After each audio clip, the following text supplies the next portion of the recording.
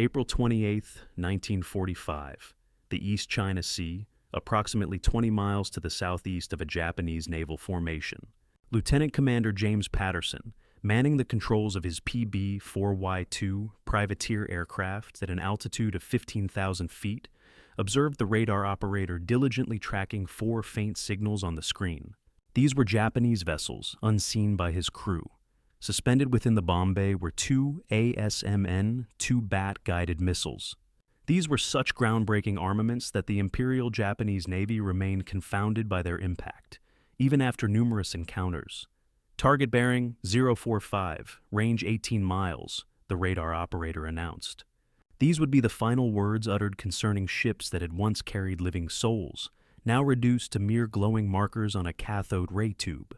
Patterson prepared to deploy weapons that would autonomously navigate to their targets, allowing his crew to return home before the enemy even realized they were under assault. This marked a fundamental shift in warfare, not achieved through bravery or prowess, but through America's industrial might, capable of mass-producing intelligent munitions that effectively removed human discretion from the act of killing. The Bat missile represented humanity's inaugural step into automated combat, a nascent beginning to what would evolve into the era of smart weaponry and drone strikes. The ASMN-2 Bat was, in fact, the world's first fully autonomous guided missile to be utilized in active conflict. Its development was spearheaded by the National Bureau of Standards under the guidance of Dr. Hugh L. Dryden, who would later ascend to the position of NASA's inaugural deputy director. In stark contrast to the German radio-controlled glide bombs, which necessitated continuous operator input, the Bat was truly self-sufficient, a fire-and-forget weapon that employed its own radar system to locate and engage targets without any human intervention post-launch. Its technical specifications were a testament to remarkable ingenuity for 1945. The missile itself weighed 1,880 pounds, boasted a 10-foot wingspan, and carried a 1,000-pound ANM-65 warhead. Its S-band radar seeker possessed the capability to detect large vessels at distances up to 20 miles under clear atmospheric conditions. The guidance system relied on analog computation, vacuum tubes, and servo motors to continuously refine its flight trajectory, maintaining a precise glide path to impact. The genesis of this project can be traced back to January 1942, when the United States Navy's Bureau of Ordnance identified a critical need for standoff weaponry that could engage enemy ships from beyond the range of their anti-aircraft defenses. The National Bureau of Standards then convened a multidisciplinary team comprising aerodynamicists, electronics engineers from Bell Laboratories, and physicists from universities across the nation. By March 1943, initial prototype testing commenced at the Naval Air Station Puxent River. What truly distinguished the Bat as revolutionary was not solely its technological sophistication, but rather America's unparalleled capacity for mass production. While Germany grappled with the laborious task of handcrafting limited quantities of guided weapons, American industry manufactured approximately 3,000 Bat missiles. Although only around 420 would see actual operational deployment before the war's conclusion, the program represented a significant investment. It cost $12 million in 1940s currency, equivalent to roughly $180 million in today's terms. Yet this expenditure constituted less than 0.1% of America's total military production. The combat debut of the Bat missile occurred on April 23, 1945, when Squadron VPB-109 engaged Japanese vessels in Balikpapan Harbor, Borneo. This particular mission, however, did not unfold as anticipated. Both deployed missiles malfunctioned due to technical defects, serving as a stark reminder that even groundbreaking armaments are susceptible to early developmental challenges. Nevertheless, subsequent missions proved considerably more successful. On April 28, 1945, Squadron VPB-109 achieved the Bat's first officially confirmed kill, successfully sinking a Japanese patrol vessel in Balikpapan Harbor. The weapon had traveled an approximate distance of 9 miles from its release point to the moment of impact, with the launching aircraft already en route home when the explosion occurred. For the Japanese sailors aboard, their demise arrived from an apparently empty sky, with no preceding warning, no telltale engine roar, and no visible aggressor. the psychological toll inflicted far surpassed the physical devastation. Japanese naval personnel lacked any established framework for comprehending the nature of these attacks. Their training had primarily focused on conventional visual engagements, direct ship-to-ship confrontations, and defensive measures against dive-bombing aircraft. The concept of a projectile possessing the ability to perceive and make decisions was simply beyond their grasp. To fully appreciate the significance of the Bat missile, one must comprehend the vast technological disparity between American and Japanese capabilities at the time. By 1945, Japan had entered the war equipped with exceptional torpedoes, superior night-fighting tactics, and highly proficient naval crews. Their Type 93 Long Lance torpedo was arguably the finest in the world, boasting a greater range than any American counterpart. However, while Japan focused on refining existing technologies, America was actively pioneering entirely new categories of weaponry. The Bat integrated miniaturized radar, analog computing, gyroscopic stabilization, and automated control systems, technologies that Japan not only lacked, but could not even conceptually fathom. Japanese engineers who examined captured American radar equipment could identify individual components but struggled to comprehend how they functioned collectively as cohesive, integrated systems. This disparity extended beyond mere technology to encompass fundamental industrial philosophies. American manufacturing emphasized standardization and mass production, ensuring that each Bat missile utilized interchangeable parts meticulously crafted to precise specifications. In contrast, Japanese production remained largely artisanal, with components being hand-fitted by skilled craftspeople. This crucial difference enabled America to produce complex guided weapons at a pace that far outstripped Japan's ability to construct even conventional ordnance. Historical records indicate that the Bat missile achieved a modest yet meaningful level of success. On May 1, 1945, Squadron VVPB-109 sank a second small vessel, likely a patrol boat or a coastal craft, off the coast of Borneo. The squadron's official war diary documented this event as a successful strike against enemy shipping, although the precise type of vessel was not definitively identified. The most notable success occurred on May 28, 1945, when Squadron VVPB-109 targeted the Japanese escort vessel Kaiboken Aoni near Okinawa. The Bat missile impacted the ship, but regrettably did not result in its sinking. The Aoni sustained severe damage and was forced to limp back to port for repairs, which were ultimately never completed before the war's end. Despite not achieving a sinking, this engagement against a recognized warship demonstrated the weapon's potential effectiveness against defended targets. On June 18, 1945, Squadron VVPB-109 recorded its final confirmed sinking, destroying another small patrol vessel.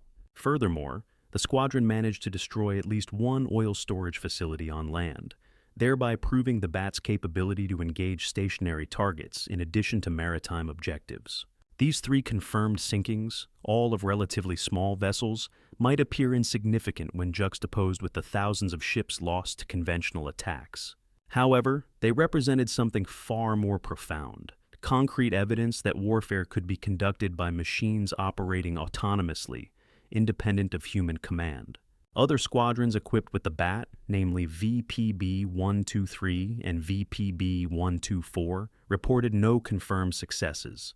Their post-action reports detail numerous operational difficulties, including radar seekers being erroneously attracted to land masses, humidity adversely affecting electronic components, and challenges in differentiating targets amidst congested maritime environments.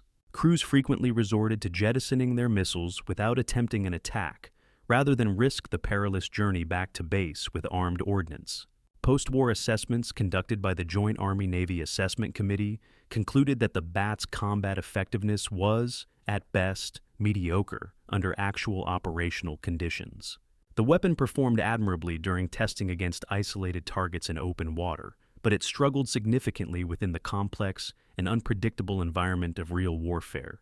Radar interference from islands, atmospheric disturbances, and the rudimentary nature of 1940s electronics all contributed to degraded performance.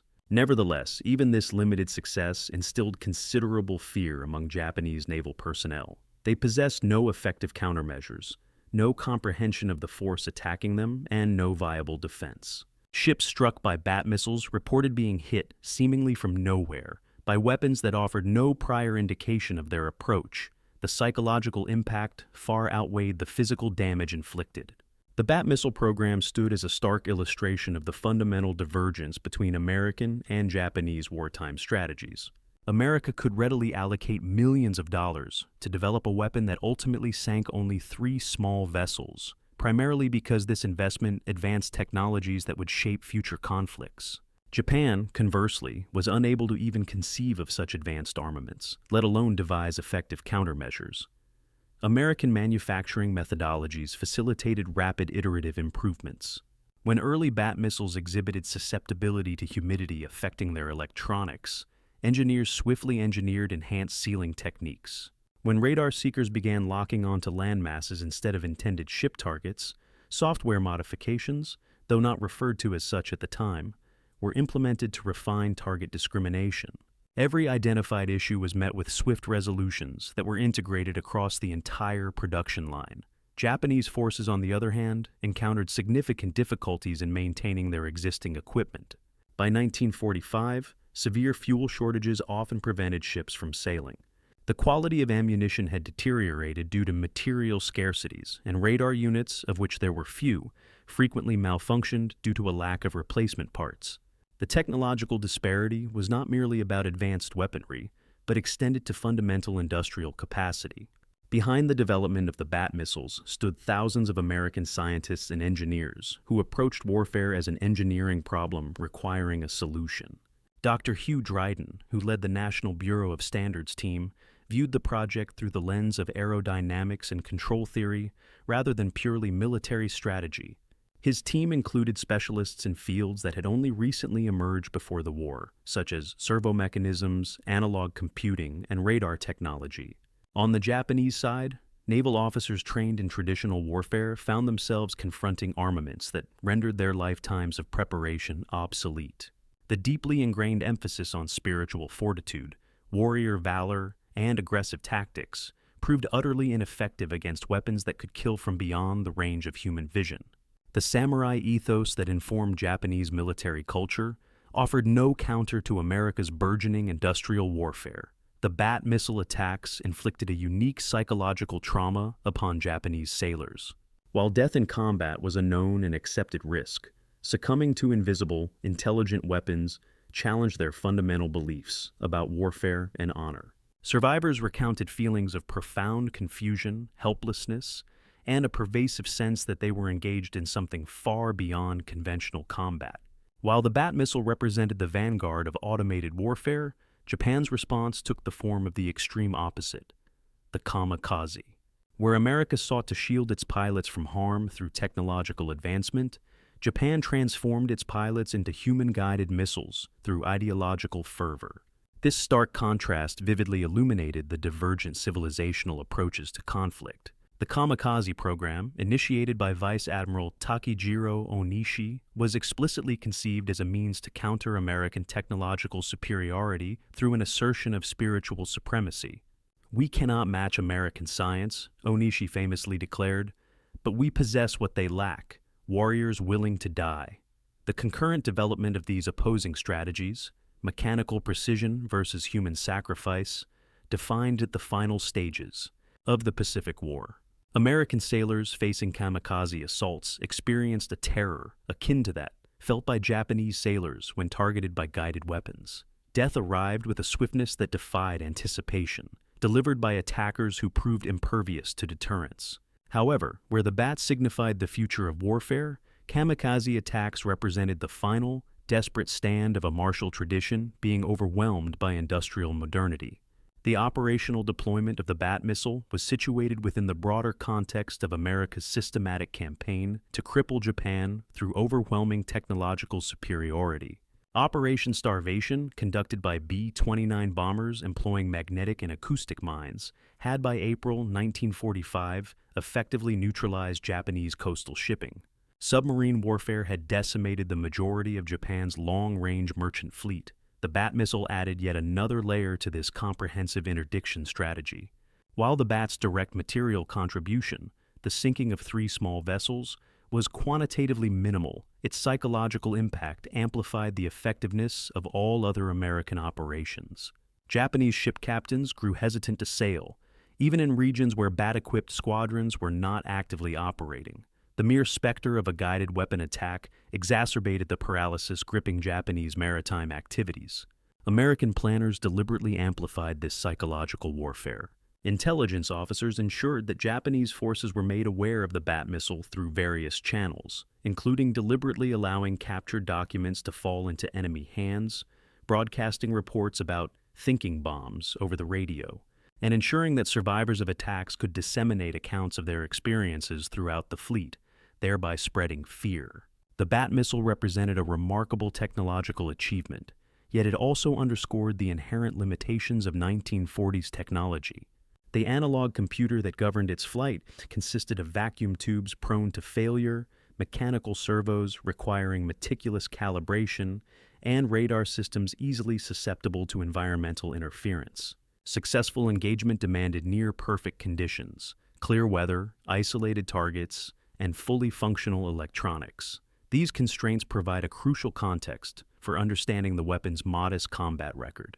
Out of approximately 100 bat missiles launched in combat, only a handful achieved direct hits. The weapon performed optimally against stationary or slow-moving targets in open water, far from landmasses that could confuse its radar seeker. Moving targets in congested waters, near coastlines, or in adverse weather conditions frequently evaded attack altogether. Nevertheless, even this limited success served as a critical validation of the underlying concept. Every subsequent guided missile program would benefit from the lessons learned during the development and deployment of the BAT. Engineers identified crucial technological areas requiring enhancement, including improved radar discrimination, more reliable electronic components, and refined servo mechanisms.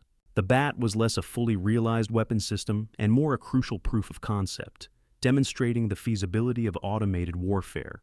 The final recorded deployment of a BAT missile occurred on August 13, 1945, mere days before Japan's eventual surrender. Squadron V PB-109, operating from Okinawa, launched 2 missiles targeting what the crew believed to be Japanese vessels.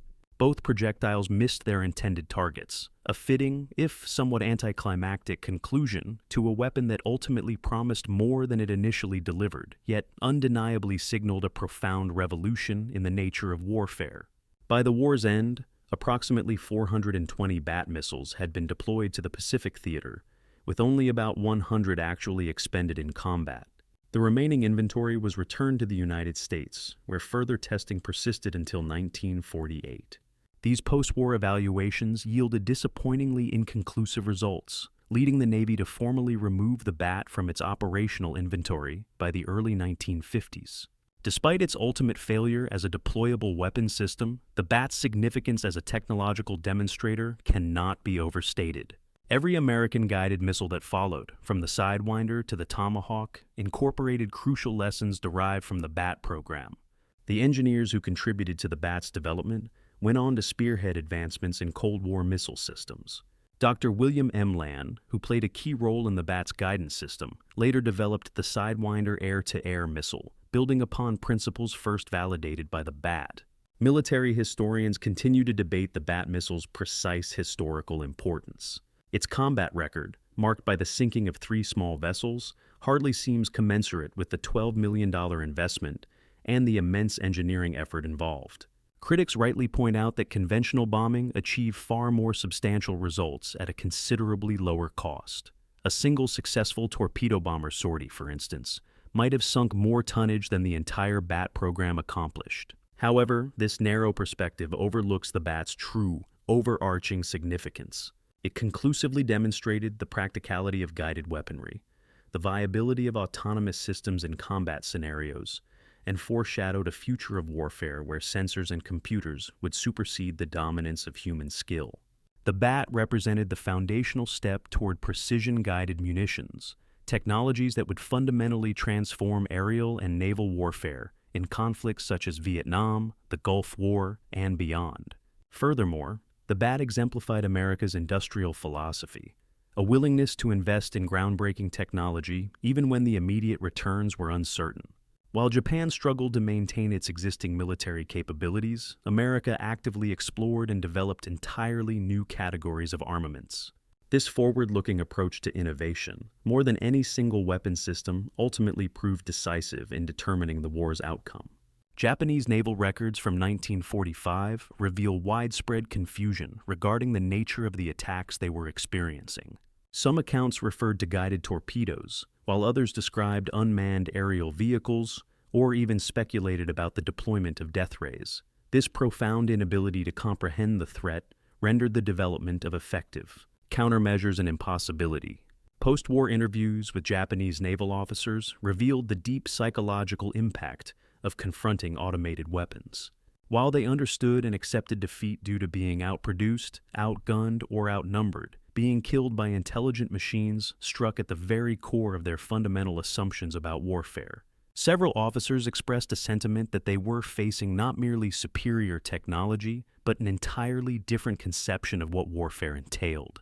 The Japanese Navy's Technical Bureau did attempt to analyze this novel threat, but without access to captured material or a grasp of the underlying technological principles, their efforts proved fruitless. Proposed countermeasures range from the pragmatic, such as deploying smokescreens to confuse radar systems, to the desperate, including the deployment of suicide swimmers tasked with intercepting incoming missiles. None of these proposed solutions were implemented before the war's conclusion. The genetic code of the BAT missile is embedded within every modern precision weapons system. The fundamental concepts of fire-and-forget engagement, autonomous target selection, and standoff attack all trace their origins back to the BAT.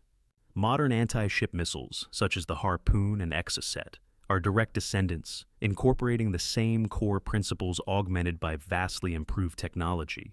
The ethical quandaries posed by the BAT concerning automated killing, the detachment of human decision-making from the application of lethal force, and the psychological ramifications of engaging unseen adversaries prefigured contemporary debates. Surrounding drone warfare, the BAT was the first weapon to inflict casualties without direct human guidance after its launch, crossing a critical threshold that military ethicists continue to grapple with today. For the United States Navy, the BAT provided invaluable insights into the intricacies of guided weapon development. The paramount importance of reliable electronics, effective target discrimination capabilities, and operational simplicity were all clearly illuminated by the BAT's mixed combat performance. These hard-won lessons informed every subsequent missile program, ultimately saving years of development time and millions of dollars. The statistical data pertaining to the BAT missile program reveal both its achievements and its limitations. Approximately 3,000 units were produced, with 420 deployed operationally. Around 100 units were actually fired in combat. 3 confirmed ships were sunk, all relatively small vessels. 1 escort vessel, the Auni, was damaged. The total program cost was $12 million in 1945 currency. Development time spanned 36 months from initial concept to combat deployment. These figures highlight a weapon that, while achieving limited tactical success, possessed immense strategic importance. The sinking of 3 vessels was less significant than the pioneering path it forged toward precision warfare. The BAT unequivocally proved that guided weapons were not only feasible, but practical, and possessed the potential to be decisive. The ASMN-2 BAT missile stands as a pivotal moment in the annals of military history. It was the first autonomous weapon to successfully engage and eliminate targets in combat without human control after launch. Its modest combat record, consisting of 3 small vessels sunk, belies its profound historical significance as the progenitor of every smart weapon that has followed. For the Japanese sailors who encountered it, the BAT represented an incomprehensible technology that invalidated their entire understanding of naval warfare. Death arrived from featureless skies, delivered by machines capable of perceiving in darkness and processing information far faster than any human. They were, in essence, the first combatants in history to face truly automated weaponry, and their resulting confusion and terror marked humanity's transition into an era where conflicts would be waged as much by algorithms as by soldiers. The BAT missile did not unilaterally win the Pacific War. That victory was ultimately secured through America's overwhelming industrial output, superior logistical networks, and, in the final analysis, the use of atomic weapons. However, the Bat offered a definitive glimpse into the future of warfare: precision over mass, automation over courage, and technological superiority over martial spirit. Every guided missile, smart bomb, and armed drone deployed today traces its lineage directly back to those initial, rudimentary radar-guided weapons released over the Pacific in 1945. Today, as vigorous debates unfold regarding autonomous weapons and the ethical implications of automated warfare, we continue to grapple with fundamental questions first raised by the Bat missile. When machines are empowered to select and engage targets without human intervention, where does moral responsibility ultimately lie? How can warriors maintain a sense of purpose and meaning when technology renders human skill obsolete? What becomes of warfare when the act of killing is reduced to a mathematical calculation rather than a personal encounter? These profound questions, first articulated by a 1,880-pound glide bomb guided by vacuum tube technology, remain profoundly unanswered. The Bat missile, while not claiming a significant number of enemy vessels, heralded an irreversible shift. The era of intelligent ordnance had dawned, fundamentally altering the landscape of conflict. Those Japanese mariners, who perished without ever glimpsing their assailant, were the inaugural victims of this burgeoning age of mechanized combat. Their bewilderment and vulnerability when confronted with technology beyond their grasp foreshadowed the experience of every soldier since who has encountered weapons guided with absolute accuracy. They learned, in the most devastating manner imaginable, that the future of armed conflict would favor not the most valiant combatants, but the most sophisticated instruments of destruction. The Bat missile etched itself into history, bearing over 1,000 pounds of explosive force. More than that, it carried the conclusion of one epoch of warfare and the commencement of a new one, an epoch we continue to inhabit, strive to comprehend, and grapple to manage. In that light, this unassuming guided projectile, with its unremarkable operational outcome but profound consequences, might well have been the most pivotal armament of the Second World War, a conflict largely overlooked by many,